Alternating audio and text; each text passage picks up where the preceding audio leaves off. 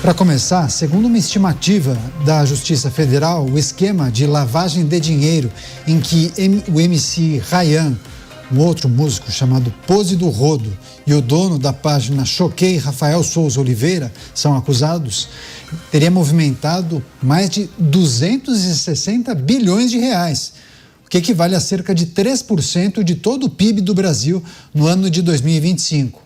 As investigações da Polícia Federal apontam que o grupo também movimentou de forma ilícita 1,6 bilhão em 24 meses, 2 anos. Dinheiro que tinha como origem o tráfico de drogas, bets, rifas ilegais que eram pagos a artistas e influencers, como se fosse publicidade regular. A corporação também identificou que os funkeiros usavam seus cachês para lavar o dinheiro. A operação Narcofluxo cumpre 45 mandados de busca e apreensão e 39 mandados de prisão temporária em 8 estados, mais no Distrito Federal. Chamar os nossos comentaristas. O Roberto Mota está a postos? Mota, seja bem-vindo. Ótima noite a você. Notícia que surpreendeu a muitos, né? Artistas conhecidos, músicas que tocam no rádio, milhões de visualizações nas contas do YouTube. Muitos têm músicas que são vendidas nesses sites internacionais, nessas lojas virtuais. Quais aspectos dessa informação precisam ser destacados? Muitos usavam todo esse aparato musical para lavar dinheiro do crime organizado, Mota. Esse é um fenômeno curioso, Caniato. Boa noite para você, boa noite aos meus colegas de bancada, boa noite à nossa audiência. Primeiro, parabéns à Polícia Federal. Essa é a sua missão essencial. Essa notícia parece que ajuda a explicar um fenômeno curioso, o fenômeno de ilustres desconhecidos que, de repente, do nada, viram famosos e viram milionários de rede social. Artistas, alguns com muitas aspas, que levam uma vida de luxo, esbanjando dinheiro. Você abre as redes sociais e vê o sujeito ali com carro, com joias, com dinheiro mesmo em espécie que você não conseguiu com a vida inteira de trabalho. E você fica espantado. E essa investigação aponta uma explicação provável para esses casos. Lavagem de dinheiro do crime organizado. E aí a gente constata que não há nenhum setor da vida do brasileiro que o crime não alcance. Pois é, muitos portais de notícias dando destaque a esses artistas. Segundo as investigações, eles ajudavam nesse mega esquema de lavagem de dinheiro, lavagem de recursos oriundos do crime organizado. Deixa eu chamar o Cristiano Beraldo, está aqui no estúdio em São Paulo. Beraldo, seja bem-vindo. Uma ótima noite a você. A gente, de tempos em tempos, destaca, né? Esses artistas, como bem o Mota destacou, que não eram conhecidos, mas aparecem nas redes sociais ostentando carros de luxo, Ferrari, Lamborghini.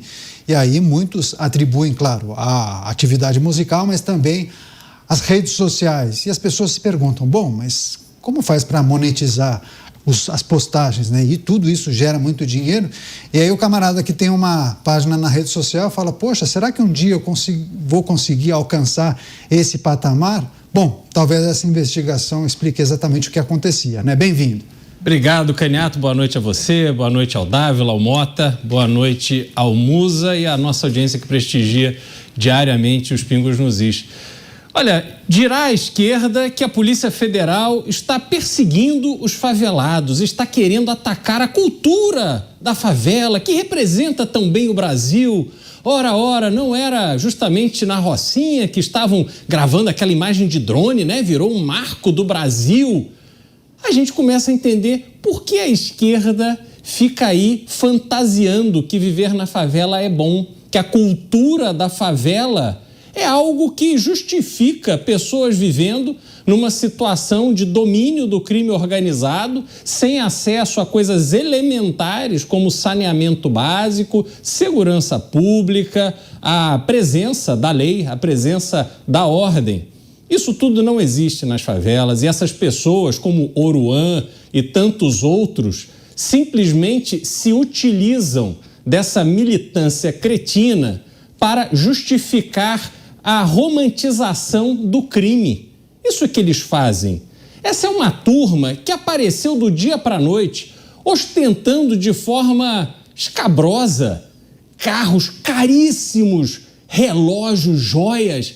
Eles conseguiram transformar a riqueza em algo absolutamente cafona. São pessoas desqualificadas, despreparadas, que não têm absolutamente nenhum talento para justificar o tamanho do dinheiro que eles demonstravam gastar. E aí eu me pergunto, Caniato, precisou chegar a 260 bilhões de reais para alguém pensar que, opa, acho que tem alguma coisa errada aqui?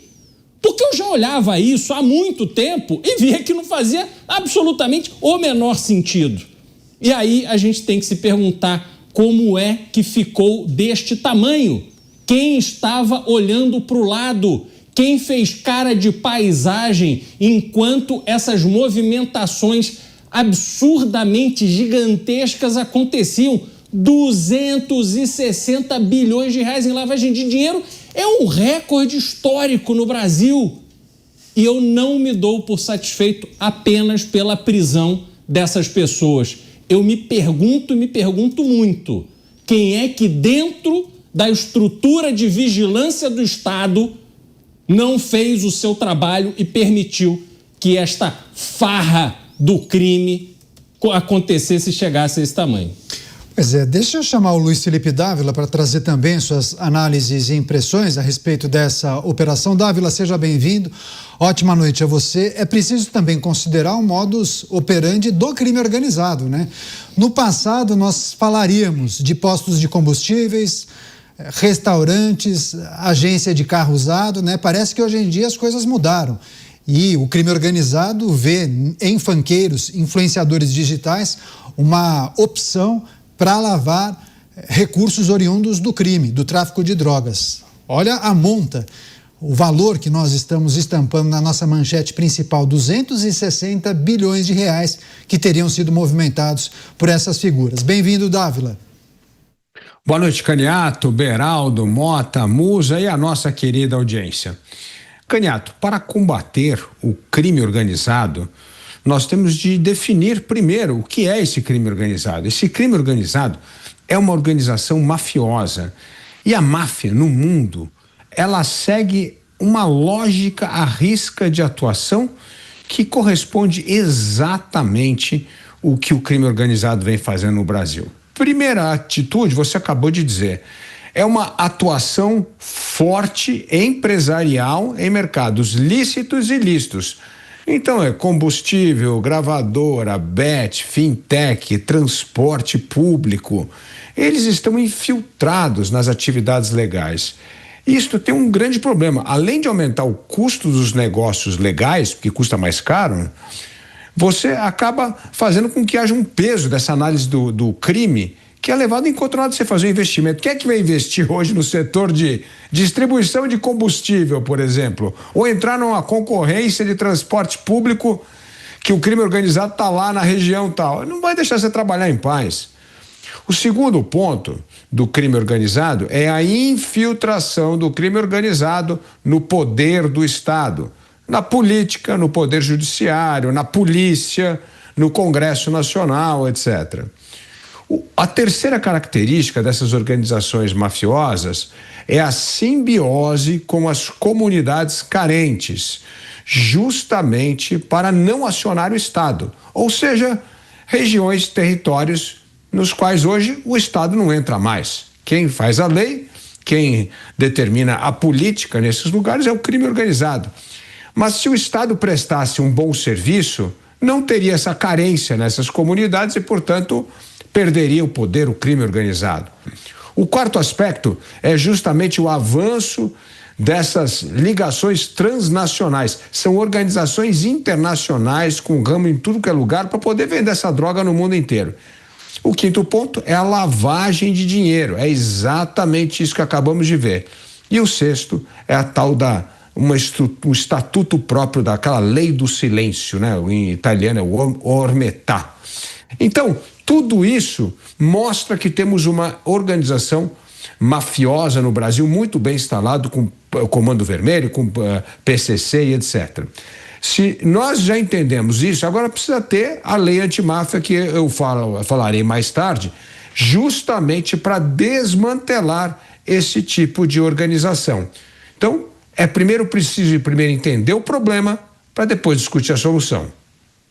Bruno Musa, ao vivo também com a gente. Musa, ótima noite a você. Quais aspectos da notícia você gostaria de destacar, essa operação da Polícia Federal? Por diversas vezes nós analisamos aqui a atividade legal, né, do crime organizado, que acaba abrindo empresas ou participa de iniciativas legais para lavar o dinheiro, mas muitas vezes as coisas acabam dando tão certo que há inclusive um dinheiro que acaba girando também nessa atividade, aos olhos de todos, né? Atividades legais. Quais análises precisamos fazer agora? Bem-vindo. Muito obrigado, boa noite, Caniato, Dávila, Mota, Beraldo, todos que nos escutam no Brasil. Pois é, isso é mais um capítulo da história brasileira e da degradação que a gente vê ao longo do tempo. Isso mostra como claramente o crime organizado ele já está nas entranhas do sistema brasileiro como um todo. Veja, estamos falando de 260 bilhões de reais, gente. 260 bilhões de reais. Isso é um percentual importante do PIB. O PIB fechou algo como 12,7 trilhões de reais. Você está falando como 2, 3% do PIB, algo que o Brasil deveria estar gerando de superávit nas contas públicas, para não levar à depreciação da moeda, ou seja, a inflação que corrói grande parte dos brasileiros, é o que movimentou aqui funkeiros e influencers nessa magnitude. A estimativa da corrupção no Brasil é algo como 200 bilhões de reais por ano. Veja só, os montantes, apenas para contextualizar, são impressionantes. Não é uma cifra qualquer.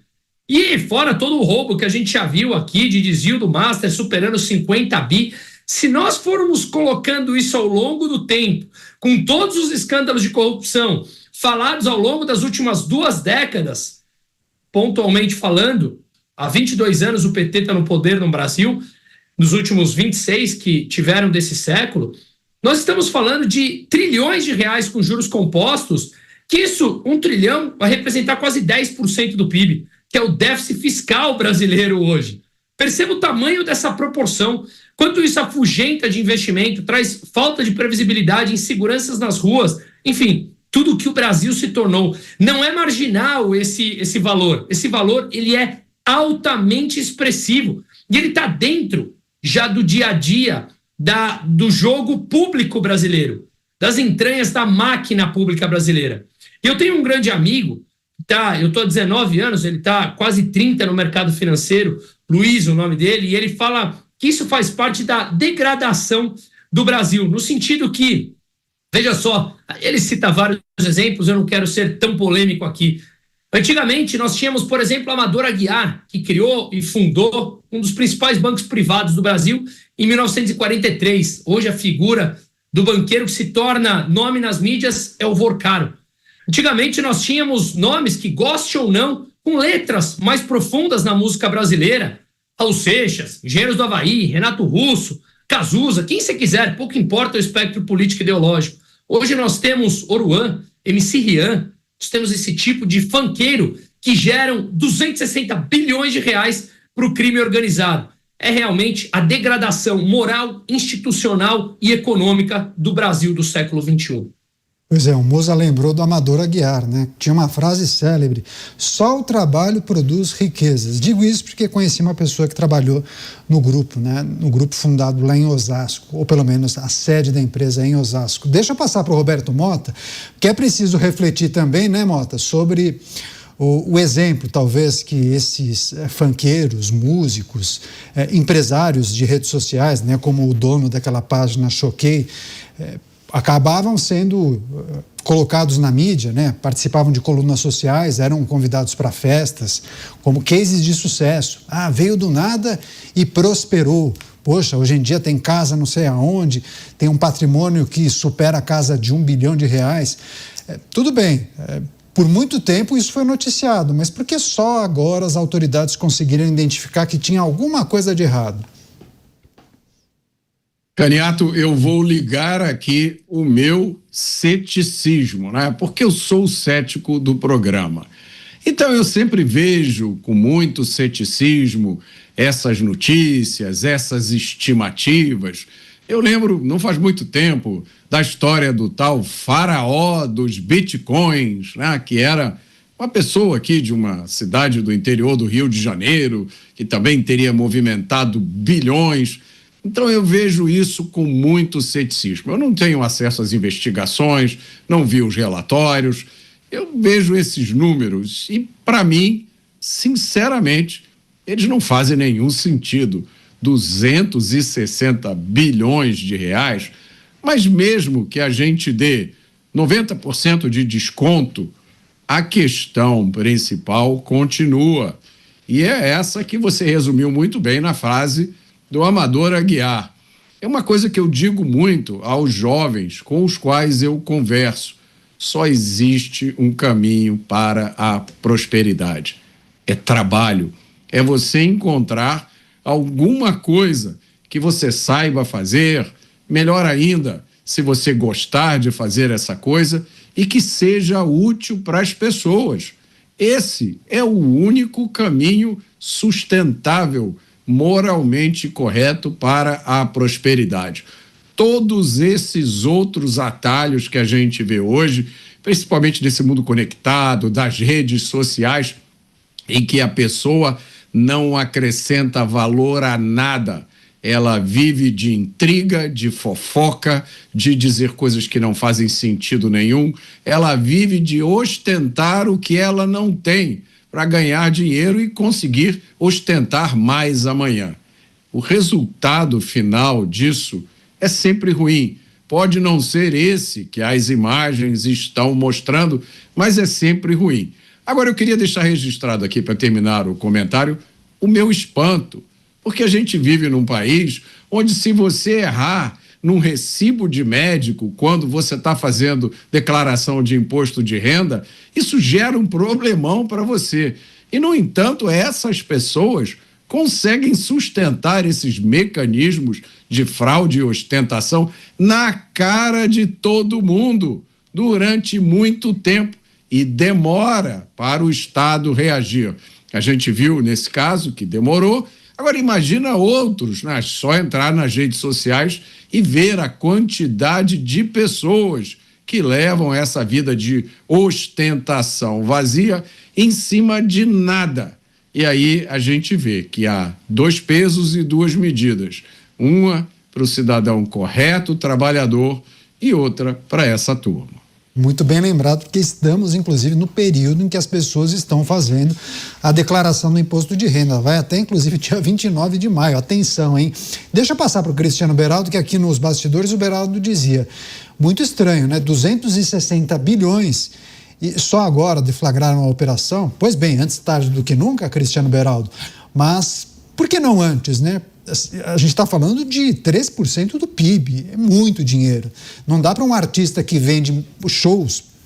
Eu fico imaginando, o tal cantor, se ele vender um show por dia, ele não vai conseguir faturar esse dinheiro que ele movimentou. Então, assim, tinha alguma coisa fora da ordem, né? Pois é. E só para a gente imaginar, falam em empresas laranjas e tal, mas para esse volume de dinheiro, que obviamente isso precisa ser confirmado, né? Para entender se é isso mesmo, mas se eles abrissem 1.000 empresas, se eles tivessem 1.000 CNPJs, cada uma dessas empresas teria movimentado 260 milhões de reais. É impossível você ter 1.000 empresas movimentando este valor sem chamar a atenção de absolutamente ninguém. Isso não acontece assim. Se eles tivessem investido esse dinheiro em metro quadrado, em imóveis, nós estamos falando de 5.000 prédios do Banespa que eles poderiam ter construído ou comprado com esse dinheiro. Quer dizer, não faz sentido absolutamente nenhum que não apenas essa vida que era demonstrada nas redes sociais, que eles se orgulhavam de levar, onde claramente não combinava ali a situação que eles mostravam viver como profissionais da música num país como o Brasil, né? Nós não estamos falando dos Estados Unidos, eles são grandes estrelas como Michael Jackson e Madonna. Não. Era o Pose do Rodo, que eu não faço nem... Se passar do meu lado, eu não sei quem é. É o Rian, com aquele cabelozinho dele, que não tem absolutamente nenhuma qualidade musical ali que justifique esse volume de dinheiro só para bancar a ostentação, quanto mais 260 bilhões de reais. Portanto, é uma história cabulosa que não faz sentido em nenhum momento e, de novo, a gente fica com esta pulga atrás da orelha de saber como é que chegou neste momento, neste tamanho, nesta dimensão, essa operação supostamente lavagem de dinheiro do tráfico de drogas. Pois é, inclusive vejo aqui alguns levantamentos que apontam para uma quantidade de bens que chegariam a mais de 2 bilhões de reais. Então, MC Rian, um artista de um nicho, né? Quando a gente fala um cantor funk, ele não é um cantor romântico, né? Que atinge dezenas de milhões de pessoas. Então, ele conversa com um tipo de público muito específico, né? Então, 25 anos de idade, tem bens que somam 2 bilhões de reais, ou algo próximo a isso. Daqui a pouco ele vai aparecer na lista da Forbes, né? Como um grande empresário, alguém que triplicou a sua fortuna, não se sabe exatamente como, vendendo shows, negociando suas músicas no Spotify, recebendo royalties pelas exibições, pelas veiculações ali no Spotify. Não sabemos. Vamos aguardar o avanço das investigações. Deixa eu passar para o Luiz Felipe Dávila, porque o Dávila quer fazer um complemento e refletir a respeito de ajustes na legislação, né, Dávila? Você sempre traz aqui exemplos internacionais como um conjunto de medidas que, por vezes, é chamado de lei antimáfia, é isso? Exatamente, Caniato. Nós precisamos aprovar uma lei antimáfia, nós precisamos mudar esse arcabouço de leis apropriadas para combater o crime organizado, as organizações mafiosas. E aí, principalmente, uma é focada justamente nas movimentações financeiras. Na Itália, existe lá uma lei que eu acho fantástica, o confisco de bens comprados com o dinheiro do crime. É automaticamente, pegou isso aí, tem esses carros aí, tá todo confiscado, tá lá a propriedade, tá a fazenda, tá o posto de gasolina, tudo é imediatamente bloqueado e confiscado por 6 meses até que a pessoa prove que aquilo foi comprado com dinheiro honesto. Se ela não conseguir provar, pronto, já foi confiscado e aquilo lá vai ter uma destinação desses recursos para combater crime, para a sociedade e outras coisas. Depois, a outra coisa fundamental é o encarceramento dessa turma do crime organizado, dos facciosos, separados dos outros presidiários. Porque senão vira uma escola eterna de recrutar gente dentro da cadeia para o crime organizado. Então, esse encarceramento separado dos mafiosos foi algo muito importante aprovado na Itália, que nós precisamos implementar aqui no Brasil, né? É uma lei que tem uma tipificação específica para isso. E depois tem a famosa Autoridade Nacional Antimáfia, que junta ali todo mundo, Polícia Federal, as polícias locais, COAF, Receita Federal, enfim, todos os órgãos, para que você tenha uma visão panorâmica de tudo que está acontecendo no crime organizado e como é que está sendo essa movimentação. Então, assim, ou nós aprovamos esse tipo de legislação, ou se nós tivermos essa legislação frágil que nós temos hoje, o crime organizado vai continuar crescendo e o Brasil vai se tornar, em pouco tempo, um narco-estado. E isso seria o desastre final para um país que já está sufocado pela maior taxa de juros do mundo e, infelizmente, pelo baixo crescimento e um gasto público absurdo. Só falta agora nós nos tornarmos um narco-estado.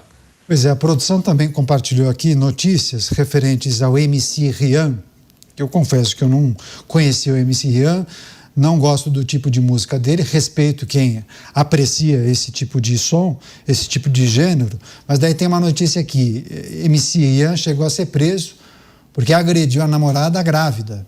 Então, olha o histórico, então, desse rapaz que tem 25 anos e acumulou uma fortuna na casa dos bilhões. Deixa eu passar, antes de chamar o Musa, preciso dividir a rede, uma rápida parada para você que nos acompanha pela rede de rádios.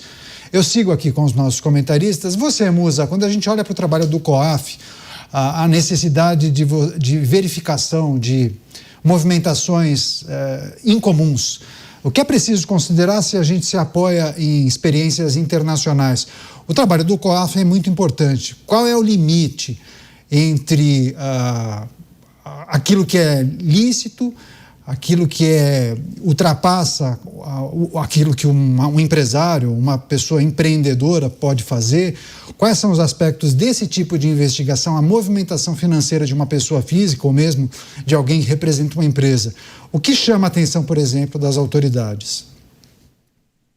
Veja, o COAF é um órgão independente extremamente relevante e ele deve manter essa independência justamente por buscar o máximo possível essa transparência que nós estamos falando, chegando a esse valor ou não, ou sendo uma fração dele, não importa, é um dinheiro que deveria pertencer à sociedade, ao pagador de imposto, como eu gosto de falar. Então, vale lembrar, apenas um parênteses aqui, talvez não caiba entrarmos a fundo isso, mas que há pouco tempo atrás, um ministro do próprio STF, quando veio a público um contrato vultoso dos 129 milhões, ele tentou, de alguma forma, ali, mudar a forma de atuação do próprio COAF. Então, órgãos independentes com tamanha transparência e que devem prezar pelo dinheiro do pagador de imposto, tentam ser aparelhados de alguma forma. Então, a atuação dele deve ser sempre estritamente independente e técnica, puramente técnica. Claramente chama atenção esses valores. Esses valores deveriam acender qualquer luz, sequer amarela. Pulou para o vermelho direto. O juiz que não deu o cartão amarelo deu o vermelho direto. Fica fácil você entender quando determinadas pessoas ou a atuação dessas pessoas no âmbito profissional chamam a atenção. Qual é o produto ou serviço que eles oferecem? Como é que eles movimentam esse tipo de atuação? Vale lembrar que muitas pessoas reclamam que está devendo R$1.000 de imposto e tem as contas bloqueadas. Não estou fazendo juízo de valor se deve acontecer isso ou não. Mas como é que chegam em alguém de R$1.000 e demoram tanto para chegar em alguém de 260 bi? E vale lembrar que grande parte dos influencers, ou ao menos o principal influencer que foi preso hoje, como a gente está falando aqui, o dono da Choquei, ele fez campanha nas eleições de 2022 para o presidente atual. Será que isso também não chama atenção, não o coloca em evidência quando ele tem uma página com milhões e milhões de seguidores, fazendo campanha para o político A, B, C ou D, movimentando tamanha quantidade de dinheiro, e o COAF demora tanto para acontecer, para ir atrás e investigar, e ao passo que pessoas que deixam de pagar 50, 100 mil reais são detectadas de pronto, de imediato? Quem faz esse critério de risco-retorno? Ou seja, se você gasta 1 minuto, 1 hora para ir atrás de alguém que não te paga 50, 100 ou R$1.000, mas deixa passar quem não paga 260 bilhões de reais, segundo o relatório agora, algo no seu critério de análise e risco está muito errado. Ou eu deixo no ar. Será que, de fato, um órgão que deveria ser independente está, de fato, independente? Não sei, mas é algo que deveríamos averiguar. Pois é, eu vou receber a Rede Jovem Pan. Tem um outro aspecto dessa discussão que a gente precisa se atentar. Vou passar para o Mota na sequência. Deixa eu só receber a Rede Jovem Pan e todos acompanharão a análise na íntegra. Agora sim, todos conectados com a gente aqui em Os Pingos nos Is, os nossos comentaristas analisam, avaliam e projetam o trabalho que foi realizado pela Polícia Federal, deflagração de uma operação que mirou figuras conhecidas, cantores de funk, assim como um empresário, dono de uma página de notícias / fofocas, e esse grupo teria movimentado uma quantia imensa. E as investigações apontam que essa movimentação teria como objetivo lavar recursos do crime organizado, especialmente do tráfico de drogas. Mota, deixa só para a gente finalizar, passar a régua, tem só um ponto que nós não discutimos aqui. A investigação fala em um esquema para lavar recursos do PCC, de uma facção criminosa. E aí tem uma informação que chega que o tal do Pose do Rodo teria uma ligação histórica com o Comando Vermelho. Dá para a gente projetar ou imaginar que há quase uma associação aí das facções criminosas para revezarem figuras que poderiam lavar dinheiro, como se fosse, com todo respeito aos despachantes, mas como se fossem despachantes. Eu vou indicar esse cara que ele faz um serviço bom, ele vai conseguir lavar um bom volume de dinheiro para você. Você acha que dá para a gente fazer essa conexão? Nesse caso específico, as facções até acabam se ajudando para indicar figuras que poderiam ajudar nesse serviço de lavagem de dinheiro? Esse é um segredo muito mal guardado, Caniato. Eu já ouvi inúmeros casos parecidos com esse, em que figuras do meio artístico, novamente meio artístico com muitas aspas, têm ligações com o crime organizado. E não é que elas tentem esconder, porque quando você vai ver a produção desses artistas, invariavelmente ela gira em torno da apologia do crime. Não tem um final de semana que aqui na frente da minha casa não passe alguém numa bicicleta elétrica com a caixa de som tocando músicas que fazem apologia explícita do crime. Agora, eu queria chamar a atenção, Caniato, por um outro aspecto dessa questão. Vamos supor que essa estimativa esteja correta, 260 bilhões. Esse dinheiro vai comprar os melhores advogados do Brasil. A garantia de que esses indivíduos vão escapar do rigor da lei é quase de 100%. Essa notícia, e mais uma vez parabéns à Polícia Federal pelo trabalho, essa notícia vai virar eventualmente, em algum momento, ou talvez já tenha virado uma denúncia criminal, vai virar um processo criminal que vai transitar pelo sistema de justiça criminal. E é provável que daqui a 2, 3, 5, 10 anos, esse processo morra em algum lugar por causa de um detalhe, uma tecnicalidade ou algum aspecto que foi considerado inconstitucional. Afinal, nós já testemunhamos e comentamos aqui o caso de um grande chefe de facção que não só saiu pela porta da frente da prisão com autorização da Justiça, como recebeu de volta lancha, helicóptero, mansão e carro de luxo que tinham sido apreendidos. O Mota mencionou as letras, né? Os artistas e a apologia ao crime organizado. A produção selecionou aqui, o Felipe Gustavo conseguiu identificar uma letra do Pose do Rodo, que eu também não conhecia. E aí, em uma das canções, uma das músicas, tem a seguinte estrofe: respeito o CV, que só tem bandido bravo, só menor de guerra, só soldado preparado, os menor descontrolado. SIC, tem um erro aqui. Se os cana brotar, a bala vai comer. Então, como bem disse o Mota, né, fazendo apologia, tentando refletir aqui nessa letra o dia a dia, talvez, dos traficantes de drogas do Comando Vermelho.